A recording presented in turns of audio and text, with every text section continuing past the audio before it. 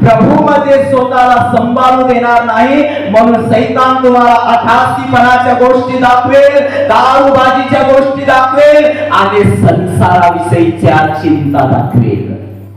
संसार म्हणजे संसार, घरातला संसार आणि संसारातल्या गोष्टी काय दाखवेल माहित आहे? ज्या दिवशी सोमवारची प्रार्थना असेल, शनिवारची प्रार्थना असेल, त्यावेळेला सैतान सांगेल, अरे घरात चिकट मीठ नाही, काय करतोस? मुलांना कपडे नाही, काय करतोस? मरण आजची प्रार्थना, चल कामाला आणि जाणे काम करून ये आणि मुलांना कपडे दे.